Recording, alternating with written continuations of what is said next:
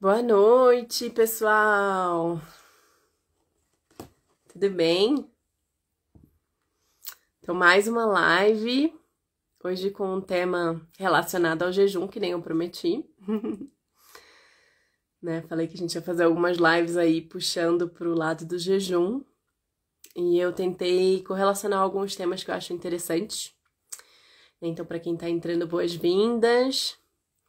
A gente vai falar hoje sobre neuroplasticidade, comportamento alimentar e jejum. Né? Então é um tema que eu acho super interessante. Eu vou tentar resumir, porque assim é muita coisa.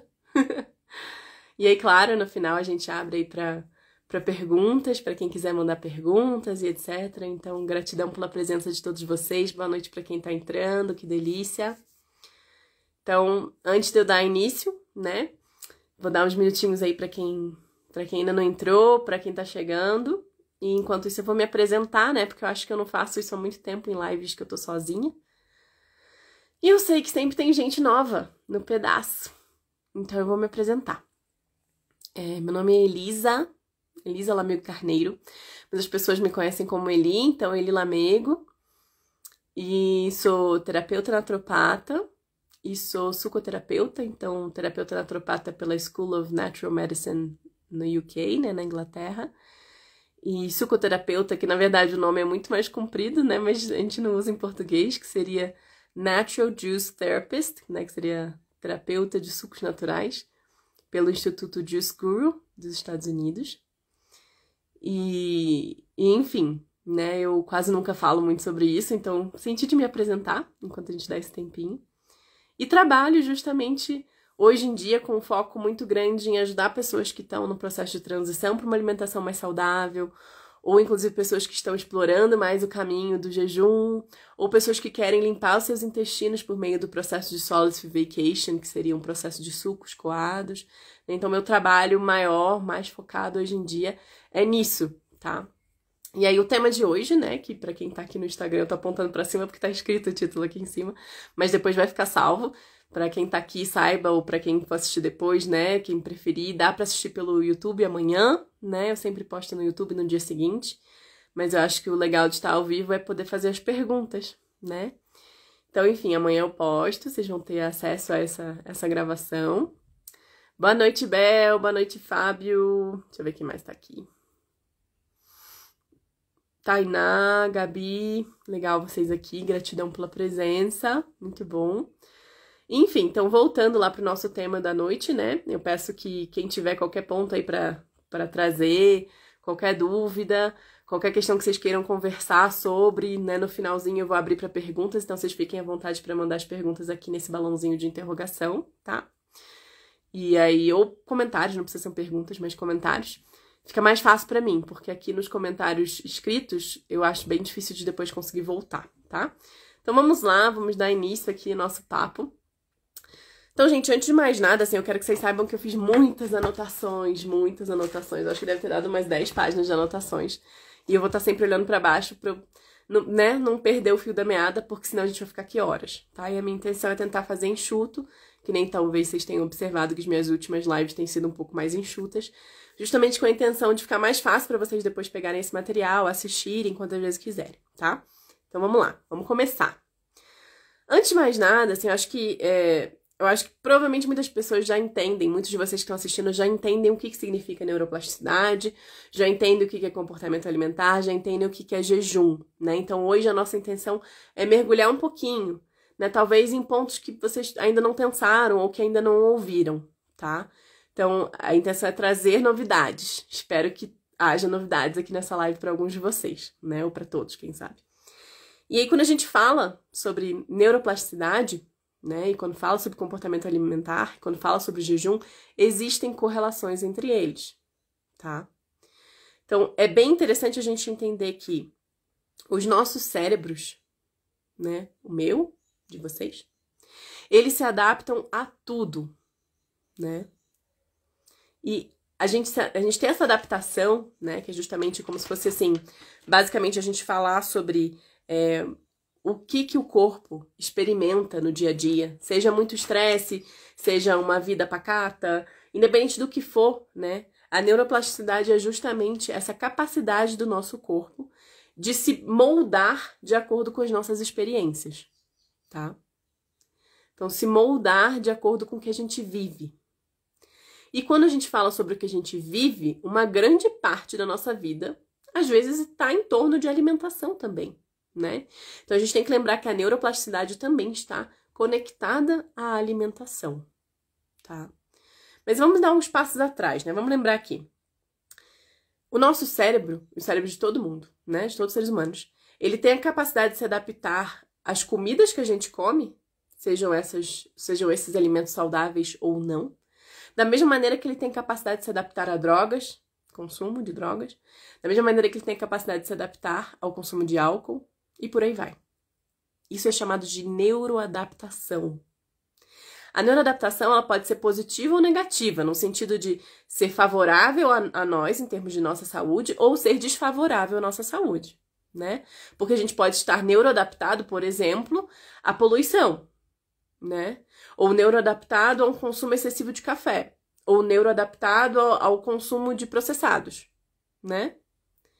E isso seria negativo. Mas a gente também pode estar neuroadaptado a todos os dias pela manhã sair para se exercitar. E os dias que a gente não sai para se exercitar, a gente não se sente muito bem. Isso é a neuroadaptação. Então, quando a gente tem uma neuroadaptação para um lado, entre aspas, negativo, como, por exemplo, uma droga, ou até mesmo um café, ou excesso de cacau, chocolate, por aí vai, a gente observa sintomas de abstinência. E esses sintomas demonstram, né, o quanto aquilo possivelmente estava sendo negativo para o nosso corpo, tá? Então, enfim, mas a neuroadaptação ela está muito conectada com a secreção de um neurotransmissor chamado dopamina. Muitos de vocês devem já ter ouvido falar de jejum de dopamina, né? Ou, enfim, até mesmo tem um livro muito bom chamado Pleasure Trap, né? De um americano, que é o Alan Goldhammer, que ele tem um centro de jejum nos Estados Unidos. E que esse livro é incrível, leiam, por favor, Pleasure Trap, né? Que seria a armadilha do prazer, se a gente for traduzir, tá? E ele fala muito sobre dopamina nesse livro. E aí, quando a gente fala sobre dopamina, a dopamina ela é um mensageiro químico. O que esse mensageiro químico faz? A dopamina ela está muito envolvida nos nossos mecanismos de recompensa, tá? Então, por exemplo, se a gente tem alguma coisa que a gente faz que libera dopamina, né, que secreta dopamina, como, por exemplo, o exercício, faz a gente querer voltar e fazer aquilo de novo, né? Então, de certa maneira, é uma recompensa, assim como também a motivação, né? Traz a gente se motiva pela essa produção de dopamina. Também está relacionado com memória, né? Então, a produção de dopamina, se a gente curte, por exemplo, a aula de um professor, a gente tem muito mais facilidade de lembrar daquela matéria. Porque quando a gente correlaciona a secreção, né, desse neurotransmissor dopamina com aquele aprendizado, fica muito mais fácil de lembrar, tá? Então, a dopamina, ela tem uma função interessante.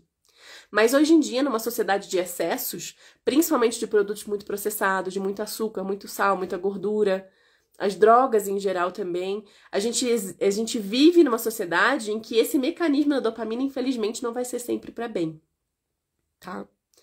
Então, assim, a gente tem que entender que, eu tô lendo aqui pra eu lembrar todos os pontos, ó. Drogas, álcool, açúcar, sal, produtos processados e gordura. Todos estes já são demonstrados em exames laboratoriais, em testes, pesquisas, que todos eles têm uma maneira muito similar de ativar a produção de dopamina. Só que é uma produção além do que seria a produção normal nossa da dopamina no sentido de, por exemplo, quando você recebe um abraço, quando você ouve uma música boa, quando você passa por uma experiência agradável, quando você teve um dia interessante, isso tudo também produz dopamina. Só que é uma quantidade normal, não é uma quantidade exacerbada, como é a quantidade que é produzida quando há uso de drogas, ou de álcool, ou de açúcar, ou de sal, ou de produtos processados, ou glúten, ou excesso de gordura. Tudo isso produz uma quantidade muito grande e por isso causa dependência, tá? Bom, esses são os primeiros passos aqui da nossa live. E aí o que a gente tem que lembrar que, apesar da dopamina ter essa função né, de liberar sensações prazerosas e da gente se sentir bem, a quantidade, essa enxurrada que é liberada quando a gente está ingerindo alimentos processados, ou quando a gente consome álcool, ou alguma droga específica, ou qualquer outra coisa, né, que eu já mencionei aqui, o açúcar, o sal e etc., essa quantidade, essa enxurrada pelo nosso corpo, ela não é vista como algo bom, ela é vista como um estresse. Vou fazer um grande parênteses aqui, né? Porque a gente sabe que, por exemplo, o jejum é um estresse. Só que é um estresse em nível médio. E é um estresse em nível médio que esse estresse, se obviamente performado de uma maneira equilibrada, né, dentro dos parâmetros que são aceitáveis para a nossa espécie, por aí vai, traz benefícios. Claro que se o jejum for em excesso, ou para quem não jejua, de menos, traz malefícios. Somos uma espécie de escassez. Então, pra gente, o jejum é natural, tá? E aí, lembrando, o jejum, quando bem feito, é um estresse de nível médio que traz benefícios.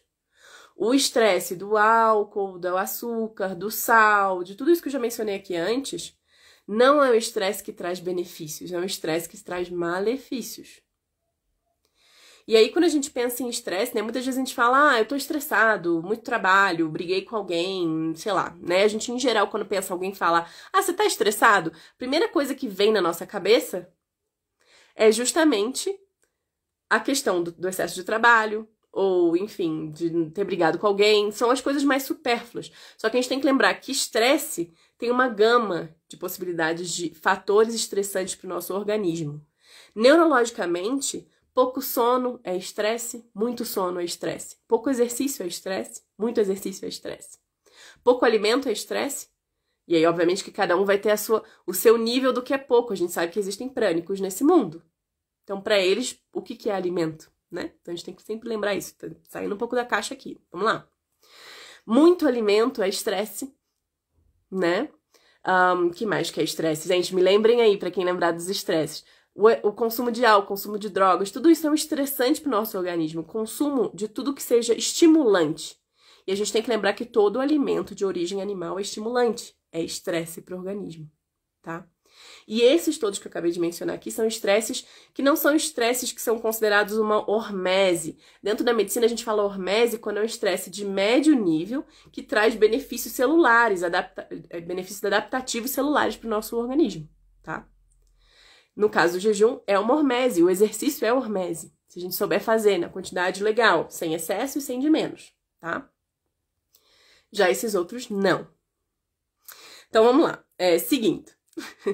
Então, a gente tem que lembrar, eu fiz esse parênteses do estresse pra gente voltar. Por quê? Porque eu tinha falado aqui que, apesar da dopamina liberar sensações prazerosas do nosso organismo, o excesso liberado pelo consumo de alimentos não legais, né, pelo consumo de drogas, de álcool, de sal e etc., traz pra gente esse estresse negativo, né? Esse estresse que não traz adaptações positivas pro nosso organismo. E aí, quando a gente fala, inclusive, sobre isso, esse excesso de dopamina que é produzido, como é que o nosso corpo reage, né? Tô falando nosso porque, assim, eu também já comi um monte de besteira, já tomei álcool, enfim, né? Então, a gente tem que lembrar que todo mundo já vivenciou isso, mesmo que não esteja mais vivenciando. Então, como que o nosso corpo reage? Basicamente, ao invés dele diminuir a produção de dopamina, o que ele faz? Ele desativa os receptores de dopamina. E aí, da próxima vez que a pessoa for consumir álcool, ou alguma droga, ou algum junk food da vida, né? Um fast food, etc., ela não vai sentir o mesmo prazer com aquela quantidade que ela comeu antes. Ela vai precisar comer mais, ou consumir mais, ou beber mais, né? E isso causa o que a gente chama de ciclo de tolerância. E aí, quando a gente fala desse ciclo de tolerância, infelizmente, o ciclo de tolerância, quase sempre, quando a gente fala de tolerância, tem uma conotação negativa, né? E aí, nesse sentido aqui também, tem uma conotação negativa. Que é a mesma coisa com café, por exemplo, né? Antes a pessoa tomava um dedinho, 2 dedinhos.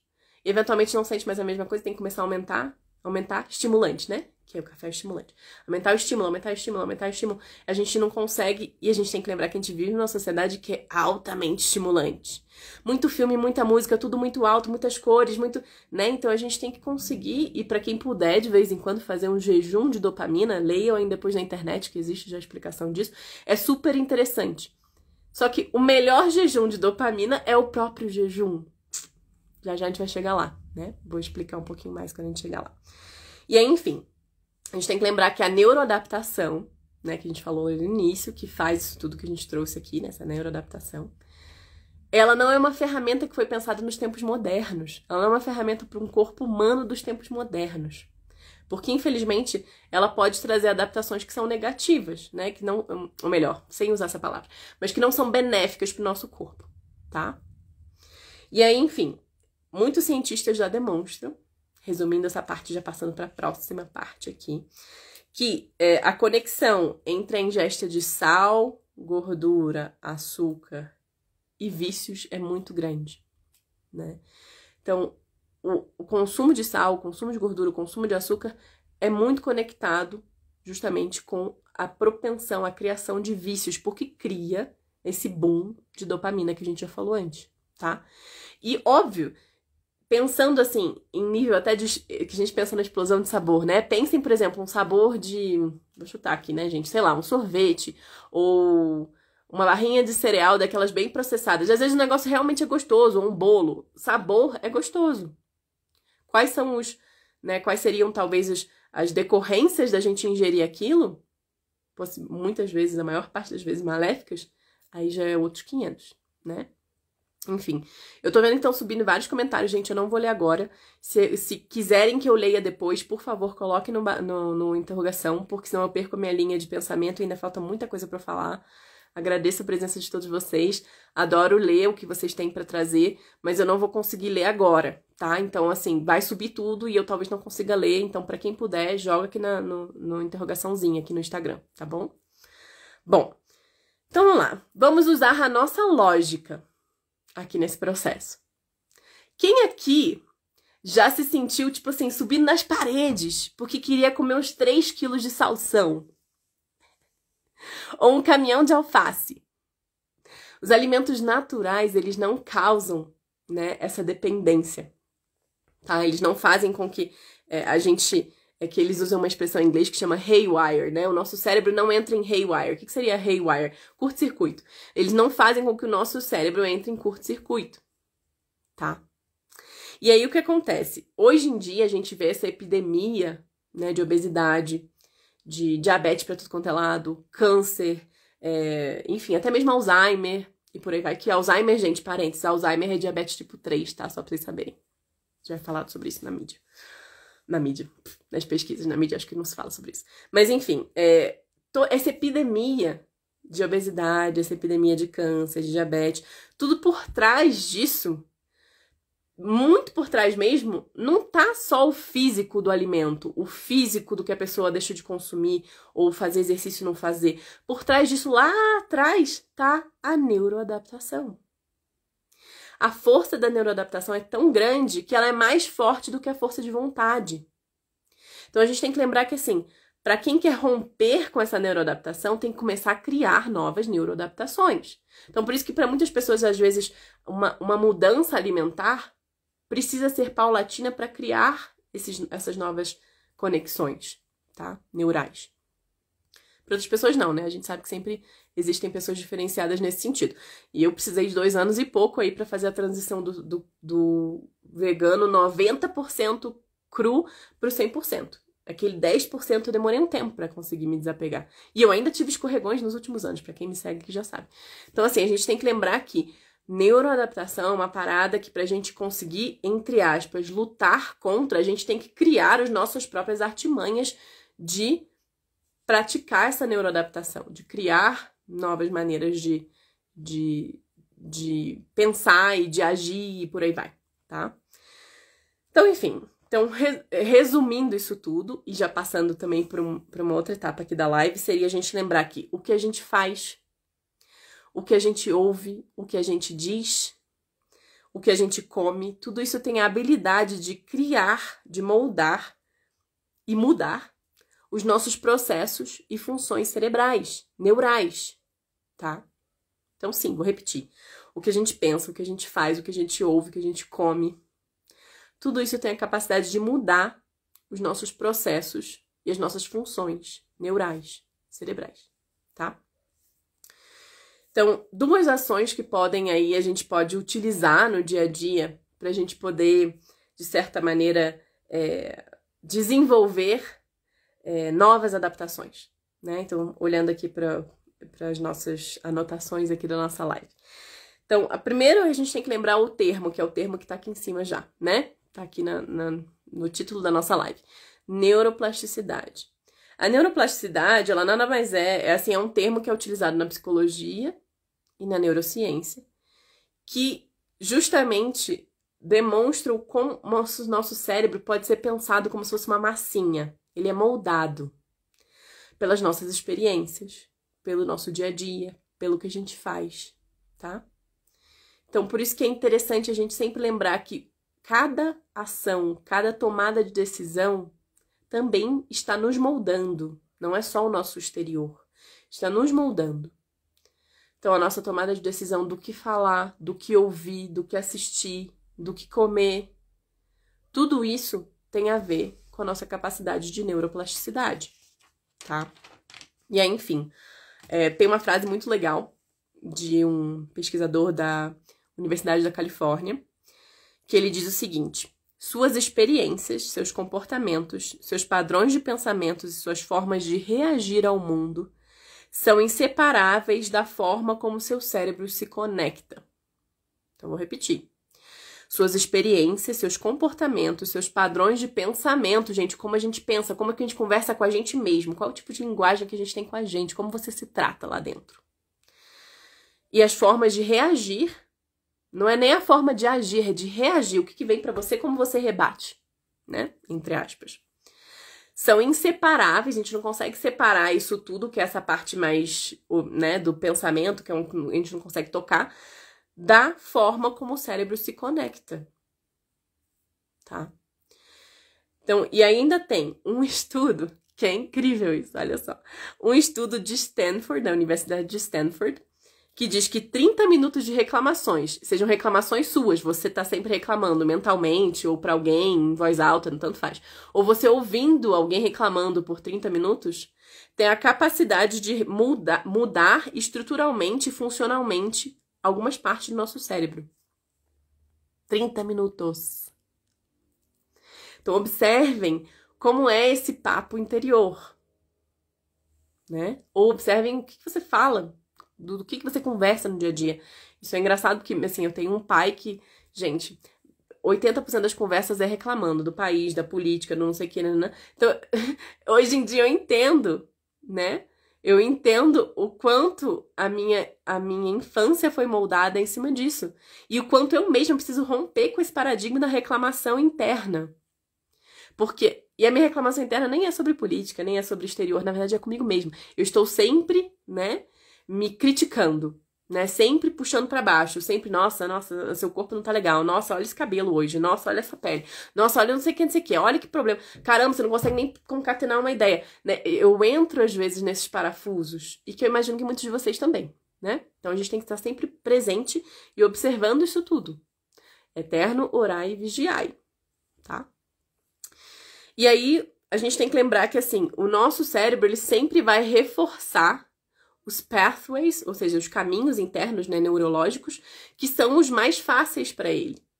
Tudo que você repete muito vira fácil. Por isso que, por exemplo, quando você inicia num esporte novo, às vezes no início é difícil. Eventualmente começa a ficar mais fácil porque teu cérebro, neuroplasticamente, ele cria novos caminhos para você aprender a fazer aquilo melhor e mais rápido, sem exigir tanto. Isso é neuroplasticidade também, tá? Então, a gente tem que entender que, assim, essas conexões que a gente usa sempre, que a gente tá sempre reforçando, e aí pode ser de conversa interna, de você estar sempre reforçando coisas boas ou ruins, como pode ser de coisas externas, físicas, de habilidades. Sempre que a gente reforça, facilita ainda mais aquele caminho. E a gente tem que lembrar como se fosse dentro de uma floresta. Pensa numa floresta. Você tá caminhando. Já tem um caminho traçado ali. Você vai seguir o caminho traçado ou você vai se embrenhar no meio do mato? A maior parte das vezes a gente segue o caminho traçado, né? Mas muitas das vezes no nosso dia a dia, na nossa vida, a gente precisa sair desse caminho traçado. A gente precisa criar novos caminhos, traçar novos caminhos. Isso vale em termos alimentares, isso vale em termos de jejum, isso vale em termos de relacionamentos, que muitas vezes pra gente é fácil se relacionar com uma pessoa que a gente se acostumou por exemplo, uma pessoa que reclama muito. Dá um exemplo do meu pai. Pra mim, às vezes é fácil me relacionar com uma pessoa que reclama muito. Porque eu já me acostumei. Eu tenho uma capacidade de meio que fechar os ouvidos, mas ainda tá ali, entendeu? E não é exatamente talvez o que você queira. Então, a gente, pra criar novos pathways, novos caminhos de conseguir se relacionar com pessoas diferentes, a gente precisa começar a se relacionar com pessoas diferentes. Tem que começar de algum lugar, né? E no início, esse caminho meio fechado, dessa floresta fechada, vai ser desafiador. E depois a gente cria novos pathways, né? Novos caminhos, tá? E aí a gente tem que lembrar que, assim, a gente tem a capacidade de usar a neuroplasticidade em nosso favor. Não só contra, entre aspas, né? E aí existe, assim, um estudo de 2017 da Universidade de North Carolina. Gente, tô trazendo vários estudos aqui hoje, né? Desculpa. Eu acho chato isso às vezes, mas é porque eu queria trazer mais coisas nessa live. Enfim, existe um estudo de 2017 que demonstra que pessoas que meditam mais, que meditam diariamente, né? Não mais, diariamente, elas costumam experimentar emoções e pensamentos mais positivos do que as pessoas que não meditam ou que meditam esporadicamente, tá? Então, a gente tem que lembrar que, assim, a meditação é um dos caminhos pra gente romper com esse paradigma da neuroplasticidade pro lado ruim, tá? Então, meditar diariamente, seja 15 minutos, meia hora, 1 hora, 2 horas, cada um vai saber, né? E qual é a sua maneira de meditar? Existem vários tipos de meditação, tá? Pra mim, o mais fácil é a meditação, que é justamente a meditação do estilo Vipassana, porque já me acostumei. Mas cada um vai encontrar, né, a sua melhor maneira de meditar, tá? E aí a meditação, ela fortalece uma parte específica do nosso cérebro que é chamado de ínsula. E essa ínsula é uma parte do nosso cérebro que é responsável pelo que a gente chama de interocepção. O que é isso? O que é essa palavra? Dentro da psicologia nutricional, até da psicologia que trabalha com a nutrição, a consciência interoceptiva é a que faz com que a gente consiga ter a habilidade de observar o nosso estado interior e correlacionar esse estado interior com os nossos hábitos alimentares. Pasmem, isso tem a ver com meditação. Então, com a meditação, a gente pratica, justamente, mais, desenvolve mais essa consciência, né, que seria essa consciência interoceptiva, que faz com que a gente consiga observar de uma maneira muito clara a correlação entre o nosso estado interno, podendo ser mental, emocional, etc., com os nossos hábitos alimentares, tá? E aí o que a gente tem que, resumindo essa parte também aqui, já passando para uma próxima, reclamações, hábitos alimentares do estilo ocidental, né, do tipo com muitos processados, com pão, com leites e carnes e por aí vai, eles influenciam negativamente na estrutura, né, e na nossa função cerebral, tá? E aí, inclusive, eles influenciam justamente em 2 áreas específicas do nosso cérebro, hipocampo e córtex. Ambos estão super correlacionados com aprendizado, aprendizagem, como quiserem chamar, e memória, tá? Então, se a gente não se alimenta legal, se a gente se alimenta como a maioria se alimenta, com muitos processados, com muito alimento de origem animal, com muitas coisas inflamatórias e por aí vai, desde cereais até alimentos de origem animal e sal e açúcar e etc., isso tudo faz com que a nossa forma de pensar se torne, entre aspas, mais burra. Trazendo para o trabalho uma fala mais leiga, né? Então, assim, a nossa alimentação influencia muito, tá? E aí, de acordo com um pesquisador, o nome dele é Puluz, uma alimentação que seja high salt, ou seja, alta em sal, alta em açúcar, alta em gordura e alta em alimentos processados, ocasiona neuroadaptações que influenciam negativamente na função e na nossa estrutura cerebral, tá? Então, super correlação com Alzheimer, super correlação com várias questões, estresse, depressão, déficit de atenção, tá tudo relacionado aí, tá? Claro que não é a única explicação, gente, né? A gente tá aqui tecendo e conversando. E aí, já, de acordo com esse mesmo pesquisador, uma alimentação à base de vegetais e frutas frescos e uma moderação em gorduras de boa qualidade, ou seja, tipo, sei lá, carne de coco, abacate, não óleos e etc, tá? Então, uma alimentação na base disso já é o oposto. Ela cria o que a gente chama de neurogênese, ou seja, ela gera novos neurônios, ela cria novas células neurais, tá? E aí, por isso que, obviamente, a gente tem que lembrar que tem uma correlação muito grande entre o que a gente se alimenta e a nossa saúde mental, tá? E aí, trazer pra vocês aqui uma dica, quem quiser anota. Alguns compostos, eles podem ajudar a criar mais neurônios, eles podem ajudar nessa neurogênese. Quais são esses compostos? Curcumina, resveratrol, polifenóis. E aí os polifenóis estão, gente, sei lá, blueberry, né, que é o mirtilo, morango, verdes, né, folhas e etc. Todos os polifenóis estão em tudo isso. Ácidos graxos também poliinsaturados, né? Todos esses induzem a neurogênese, tá? Esses 4, estão repetindo, para quem quiser anotar. Curcumina, resveratrol, polifenóis, tá? E ácidos graxos poliinsaturados. Esses aí vão ajudar na neurogênese, tá bom? E aí, bom, vamos dar aqui um parênteses, né? A gente já tinha falado sobre o estresse lá no início, né? Falamos sobre as escolhas, nossos hábitos alimentares, como eles correlacionam com nossa saúde mental. Trouxemos um pouco aí também do que seria estresse, e aí aqui eu anotei algumas outras coisas e que eu quero lembrar pra vocês. Os estresses pro nosso corpo, que não são necessariamente o que a gente considera estresse de fora pra dentro, tá? Mas seriam estresses no sentido de, que eu já falei, pouco sono, pouco exercício, muito exercício, por aí vai. E tem outros, infecções, cirurgias, poluição, tá? Toxinas exógenas, ou seja, de fora, e endógenas, de dentro. Alimentos não saudáveis, né?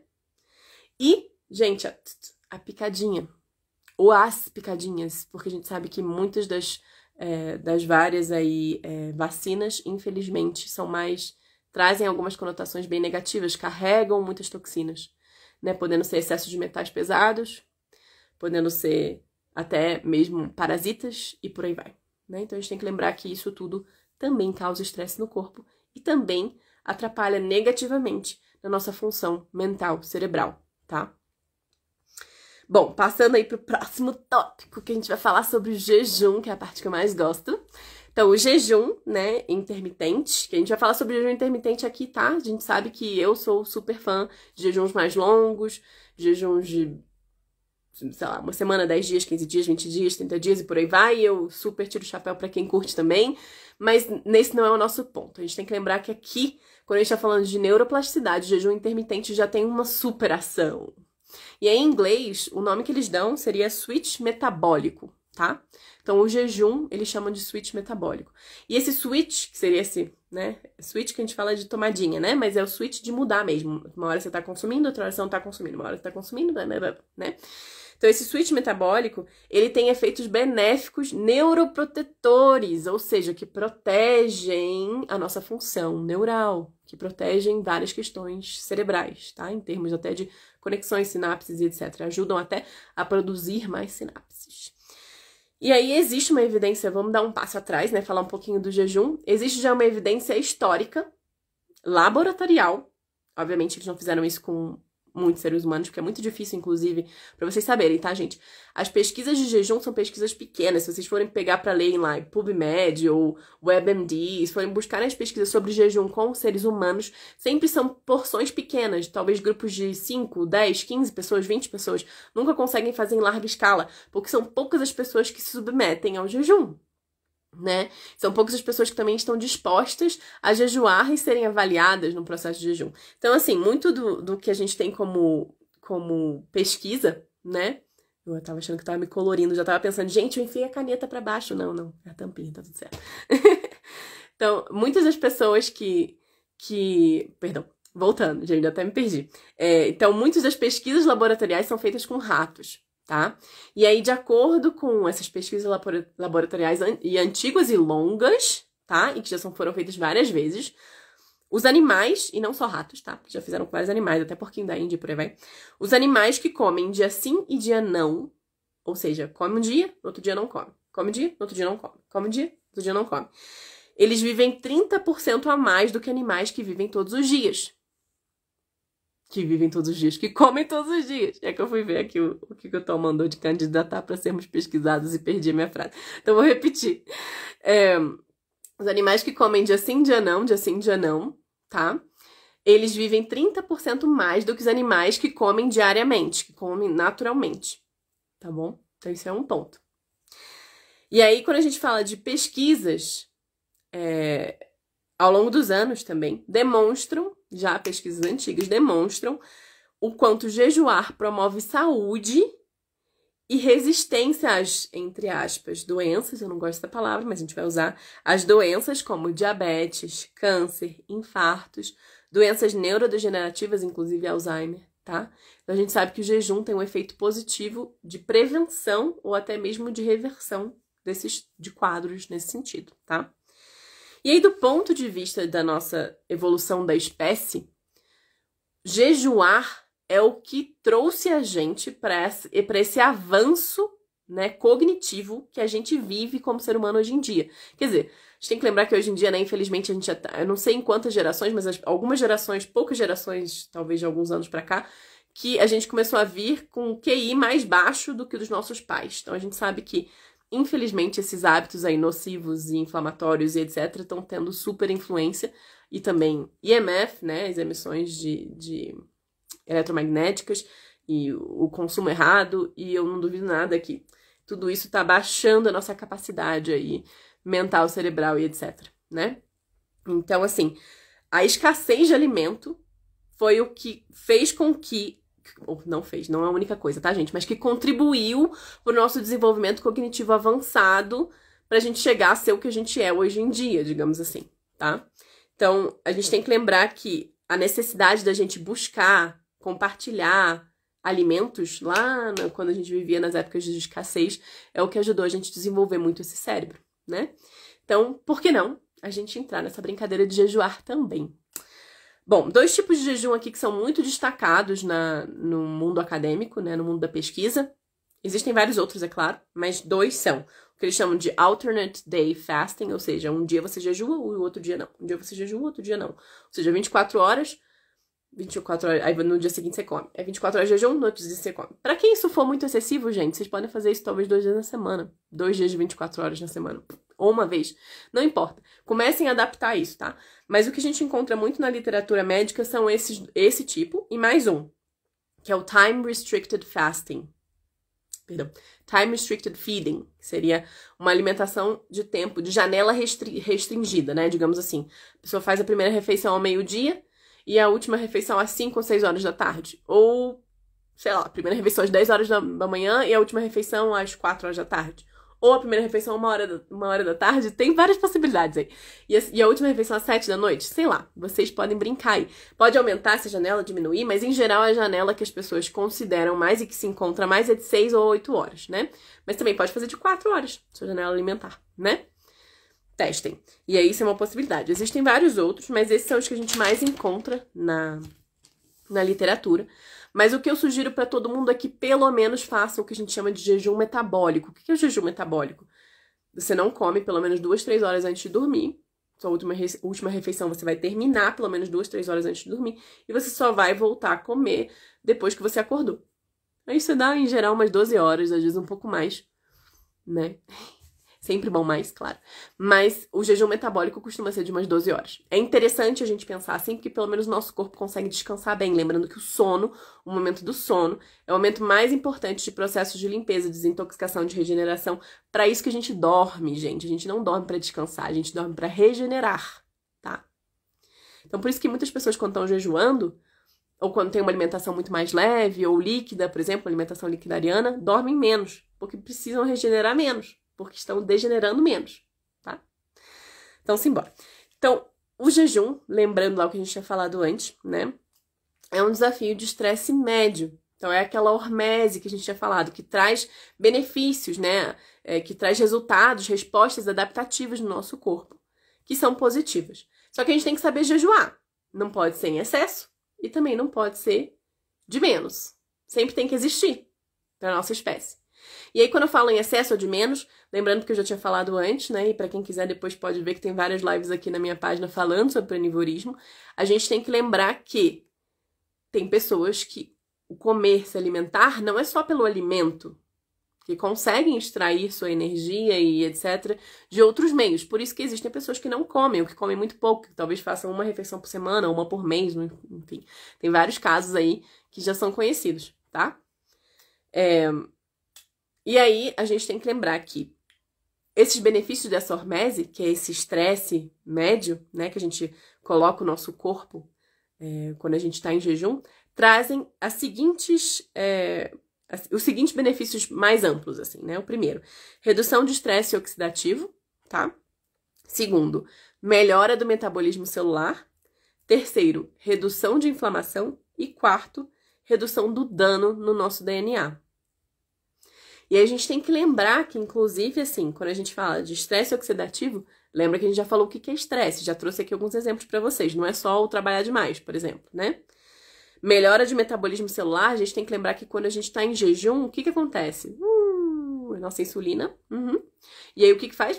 Sobem, né, alguns neurotransmissores, sobe o aumento de cetonas, né, e por aí vai. E quando a gente pensa em cetonas aumentadas, né, elas regulam também a função cerebral, tá? Quando a gente tem cetonas aumentadas, isso ajuda a regular a função cerebral. Então, de certa maneira, esse switching, né, aqui a gente tá falando do metabólico, né, do jejum intermitente, ou do jejum de um dia, ou de 2 dias, ou enfim, ele ajuda com que a gente faça a modulação de neurotransmissores, tá? Então, por exemplo, ele ajuda a modular neurotransmissores como serotonina, como noradrenalina e a própria dopamina, que a gente já falou, tá? Então, isso é interessante porque faz com que a gente melhore a nossa rede neural. E aí, passando para além disso, a gente tem que lembrar que, de certa maneira, o próprio jejum, ele promove uma tonificação, como se fosse uma musculação para o nosso sistema parasimpático, tá? Nosso sistema parasimpático é o que a gente não consegue, de certa maneira, quer dizer, algumas pessoas hoje em dia a gente já ouviu falar que consegue, mas que a gente não consegue regular pensando, tipo, coração, para de bater aí. Esse é o sistema parasimpático. A gente não consegue mandar o nosso coração parar de bater. Claro que a gente consegue, com o nosso sistema simpático, a gente mexe as nossas mãozinhas, a gente mexe a cabeça, a gente pisca os olhinhos, mas quando a gente fala do nosso parasimpático, é um que a gente não tem como regular, ou pelo menos nós, pessoas mundanas aqui, não temos como regular, porque já existem yogis que conseguem fazer o coração parar de bater, existem yogis que conseguem acelerar os batimentos cardíacos só de pensar, né, ou pressão arterial e por aí vai. Mas nós, réis mortais humanos, a gente não consegue regular esse sistema parasimpático mandando, né, tipo, conscientemente. Mas por meio do jejum, a gente consegue fazer com que a nossa pressão arterial reduza, os nossos batimentos cardíacos reduzam. Isso é bom, tá? Bom, para além disso, a gente também falou dos efeitos antioxidantes, né? Então, o jejum, ele tem um efeito antioxidante, né?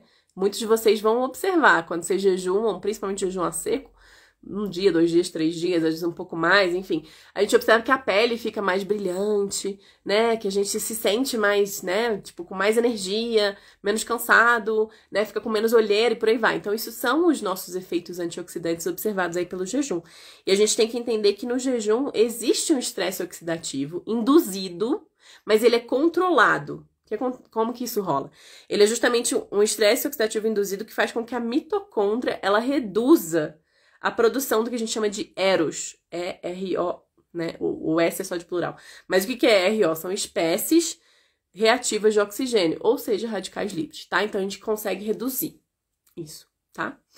E aí, para além disso, a gente, por meio do jejum, a gente alcança o que a gente chama de eficiência metabólica, tá? Então, como que a gente alcança? O jejum, ele promove o que seria a biogênese das mitocôndrias, ou aumenta o tamanho das mitocôndrias, aumenta o número, a quantidade de mitocôndrias, né? E com isso a gente tem mais, digamos, essa própria eficiência metabólica, porque a própria mitocôndria é que nos ajuda a produzir energia, né? Lembrem lá do ATP. Então, enfim, aí a gente tem que lembrar que também, assim, por meio desse jejum, né, a gente protege as nossas células, em geral, dos efeitos, dos danos que são feitos cumulativos nas mitocôndrias ao longo dos anos, com envelhecimento, por aí vai. Então, o próprio jejum ajuda a gente a remoçar, como diria minha avó. Enfim, e aí pro ponto que a gente tem um ponto focal aqui da nossa live, que seria o fator neurotrófico. Quando a gente fala de fator neurotrófico, o jejum, ele promove a expressão de fatores neurotróficos, que são vários, tá? Não existe só um. Mas um deles é chamado de BDNF, em inglês, e tradução para português é fator neurotrófico derivado do cérebro. Ou então, outro nome, que na verdade é uma proteína, tá? O nome dessa proteína é a brineurina ou neurotrofina, tá? Pra vocês saberem, só pra vocês saberem. E ele ajuda na neurogênese e também ajuda, inclusive, na manutenção da sobrevivência dos neurônios, ou seja, é como se a gente conseguisse aumentar a vida dos nossos neurônios por meio desse fator neurotrófico, tá? E o próprio, esse BDNF, que é esse fator neurotrófico, ele media a neurogênese, né? E por isso ele facilita essa plasticidade sináptica, ou seja, criar mais sinapses, né? A capacidade de criar mais sinapses de aprendizado, a capacidade de aprendizado aumenta, de memória aumenta, e por aí vai. Isso com o jejum. E esse BDNF, ele regula também a nossa sensibilidade insulínica, que é ótimo para quem tem resistência insulínica por aí, gente. Jejum intermitente na veia vai ajudar muito. E ele ajuda também, já falamos, no metabolismo energético, tá? Bom, ele também é anti-inflamatório, o jejum, como vocês muito sabem aí. Então, o aumento de uma produção de uma cetona específica que é chamada BHB, essa cetona, ela inibe a função de uma... O nome é engraçado. Mas ela inibe a atividade do inflamossomo. O que é esse inflamossomo? O nome dele é NRLP3, mas o nome inflamossomo é mais bonito. Ele inibe a atividade do inflamossomo, que ele está super conectado à inflamação crônica, do tipo diabetes, do tipo até próprio Alzheimer, né, do tipo neurodegeneração, doenças autoimunes. Então, com o jejum, a gente consegue inibir a atividade desse inflamossomo, ou seja, menos inflamação, anti-inflamatório, tá? E a BDNF, que é esse fator neurotrófico que a gente falou, tem outras maneiras de a gente aumentar a produção desse BDNF, que não é só com o jejum. A melhor maneira, além do jejum, são os exercícios, tá? Praticar exercícios. E já existem algumas pesquisas que demonstram que 1h30 de bike leve produz ou aumenta mais a produção de BDNF que um jejum de 20 horas. Então, a gente tem que lembrar que o jejum, para realmente aumentar o nosso BDNF, é de 2 dias, tá? 48 horas, por aí.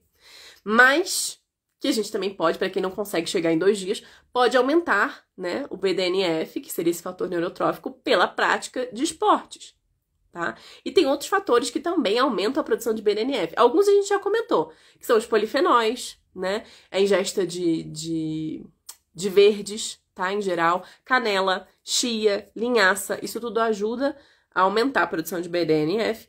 E também resveratrol, tá? E vitamina C. A curcumina, que a gente comentou antes. Só que curcumina vai ser em dosagens meio cavalares. Não é a dosagem que a galera coloca um pouquinho ali de cúrcuma. Não, é a curcumina mesmo, 50 a 100 miligramas por quilo do corpo, ou seja, pra caramba.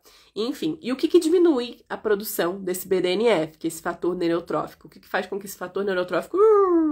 E aí, de certa maneira, obviamente, afete memória, aprendizado e por aí vai.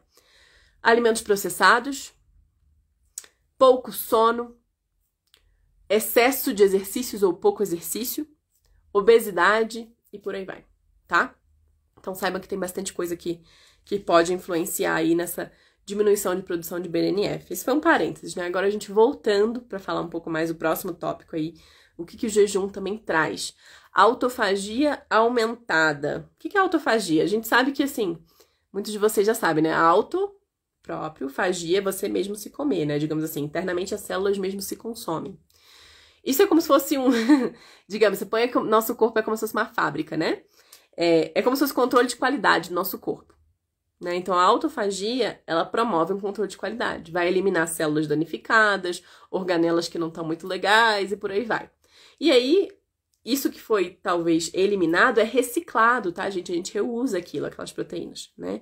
Então, a gente tem que lembrar que durante o jejum, quando há um decréscimo insulínico, né, aumenta a autofagia. E essa autofagia, os genes envolvidos com a autofagia que vão acionar essa autofagia, fazem justamente com que a gente tenha um estímulo maior para depuração, tá?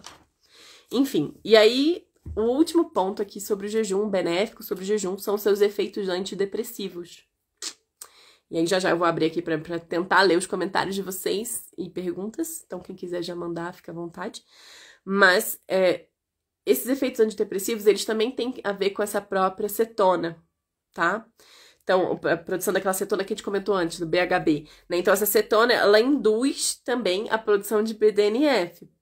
E BDNF, de certa maneira, aumenta essa conexão neural, né? No nosso hipocampo e no nosso córtex, o que diminui a nossa possibilidade de depressão.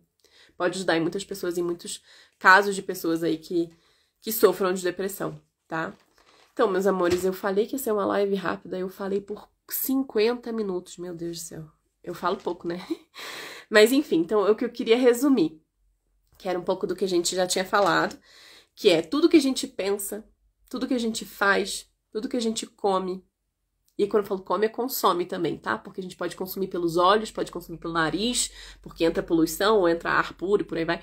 Tudo isso tem função na nossa formação e na nossa função cerebral. Nossa, função, falei 2 vezes. Mas enfim, todos esses fatores, eles moldam a nossa capacidade cerebral, a nossa capacidade mental, tá? Então, sim, a alimentação tem super a ver com neuroplasticidade, com neuroadaptação, as nossas escolhas alimentares, né, os nossos hábitos alimentares, nossos comportamentos alimentares têm tudo a ver com isso tudo, tá? Resumindo. E aí eu já vou passar aqui vou tentar ler os comentários aqui de vocês, claro. Mas o que eu queria lembrar que eu vi hoje, né? Eu não sei se vocês curtem numerologia também, não aí. Mas enfim, pra quem curtir, vou falar. Pra quem não curtir também, desculpa, vai ter que ouvir só 2 segundinhos rapidinho. Hoje é o dia 7/10/2023, né? E se a gente somar todos esses numerozinhos até chegar num único número, é a soma 6. Soma 6, o número 6, ele é o número da harmonia, é o número da responsabilidade, é o número da família, né? Então eu sinto que esse é um tema que a gente precisa ser autorresponsável. A nossa alimentação tem a ver com a autorresponsabilidade. A maneira como a gente come, a maneira como a gente se porta, a maneira como a gente consome nesse mundo, independente de ser alimento ou não, tem a ver com família. Tem a ver com comunidade, tem a ver com o que a gente vive aqui, que esse planeta é uma grande comunidade. Então, eu acho que um tema desses é um tema que é de responsabilidade coletiva, né? Então, fiquem à vontade para depois passar essa live para outras pessoas. Vai ficar salva aqui no Instagram. Obviamente, amanhã eu vou postar no YouTube, como sempre, né? E aí, fiquem à vontade para passar para outras pessoas. Mas deixa eu ver aqui. Eita, a Bruna me corrigiu, é 7/11. Eu fiz a soma errada, gente. Olha, eu somei como se fosse outubro. Então, tudo bem. Então, a gente vai pra soma do 7. Mas tudo bem, não tem problema, gente. Valeu o porquê, né? Eu somei errado. Valeu pela correção, Bru. Mas tudo bem, eu ainda acho que essa live é de responsabilidade pública, né? Então, pra quem quiser passar. Mas deixa eu ver aqui. Eu tô ruim das datas, né, gente? Essa coisa de viajar deixa a gente meio tantã. A gente já tá em novembro, olha que loucura, meu Deus. Eu vou tentar voltar nos comentários de vocês. Peraí, deixa eu ver se eu consigo. Ai, meu Deus, não vai. Vai até um certo ponto e depois depois volta.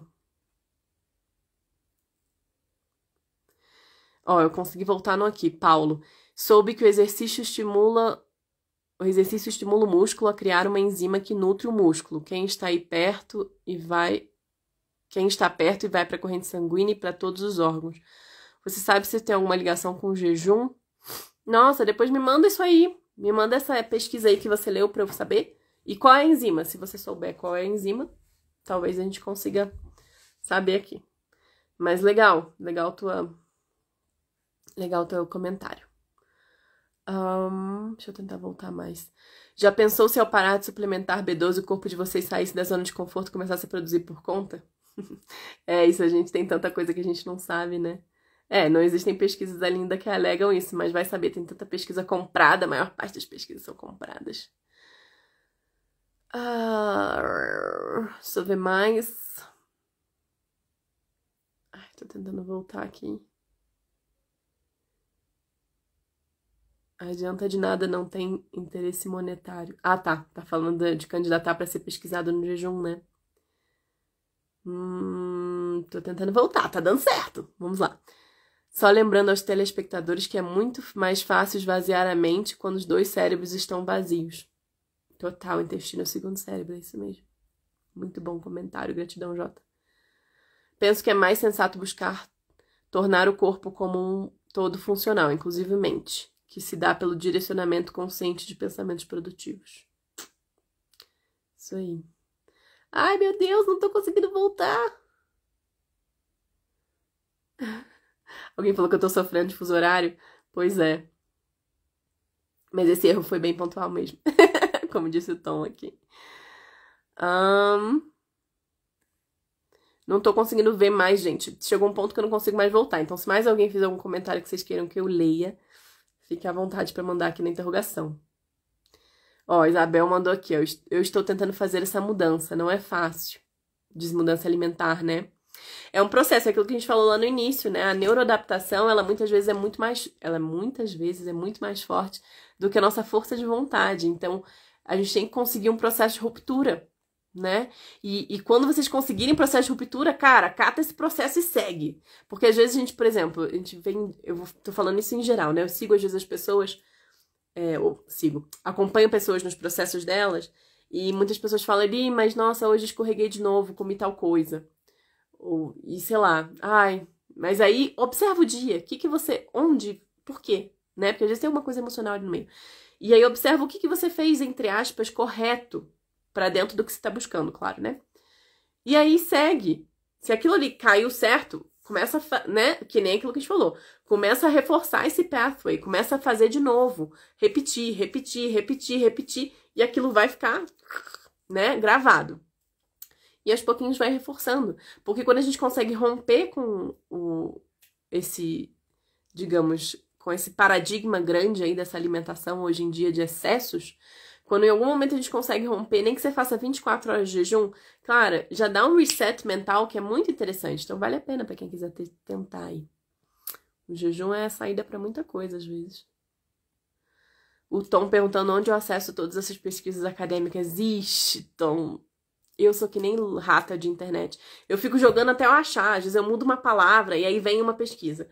Aí eu leio essa pesquisa, mas tem algumas palavras ali que é naquilo que eu quero ler um pouco mais, mas não é exatamente o que a pessoa tá falando. Aí eu já pego aquelas palavras e jogo de novo, né? Vou buscando até eu achar as pesquisas certas. Mas assim, pra quem quiser, gente, o WebMD é bom, PubMed é bom, né? Tem alguns, assim, bom, a gente sabe que tem muitas pesquisas compradas, mas ali a gente encontra as pesquisas, né? E também vale isso, vale procurar, quando você estiver lendo o artigo, ver quem que financiou esse artigo, quem que deu dinheiro para esse artigo. A maior parte das pesquisas hoje em dia, infelizmente, é Big Pharma, né? E aí a gente tem que entender que Big Pharma, infelizmente, não tá cheirando bem já há muito tempo. A gente sabe que Big Pharma é comprada, total, né? Então, assim, muitos dos grandes laboratórios hoje em dia, que são considerados, assim, fora de linha, né? Se você for olhar, quem financia aquele laboratório? Big Pharma. É uma droga, porque aí muitas pesquisas hoje em dia são pesquisas que, às vezes, se você for ler pesquisas assim... Vou dar um exemplo aqui, tá? Tem pesquisas que já falam muito sobre o quanto a alimentação low carb é boa pro ser humano. Que não é, tá? Mas assim, se você for ver quem que financiou. E aí, além disso, tem que olhar o que eles consideram low carb.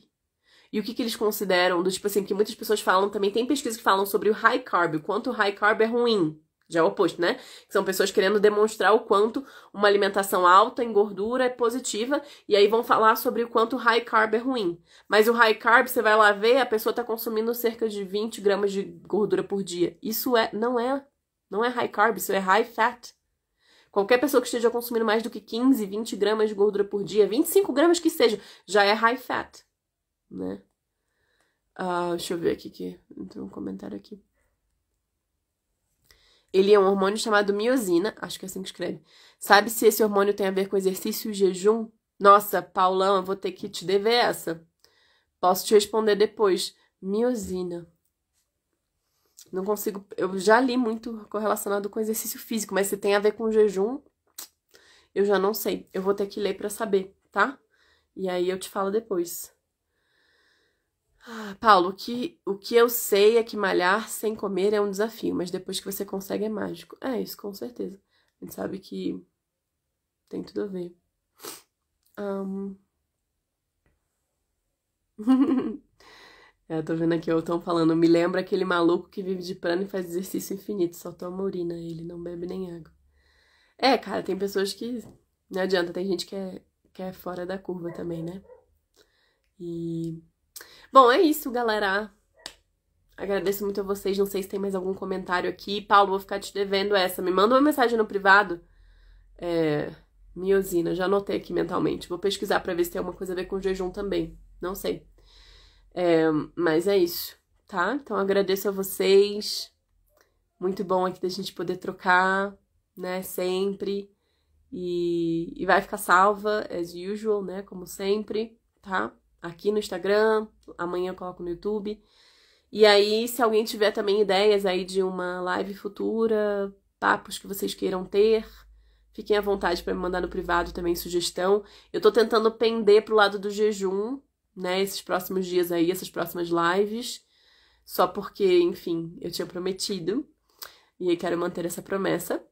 Mas também fiquem à vontade para me mandar os temas que vocês têm interesse de entender e se eu não entendo, eu vou pesquisar e trago o que eu entendi do que eu pesquisei, tá bom? Um beijo pra vocês, bom descanso, boa noite aí no Brasil. Aqui, já tá de noite já, mas aqui ainda tá cedo. Beijão, fiquem bem. Até. Jejum e prana como tema? Mais um? Ah, a gente fala tanto esse tema, eu nem me canso, posso falar assim. Tá bom, vou pensar aqui. Gratidão. Beijo.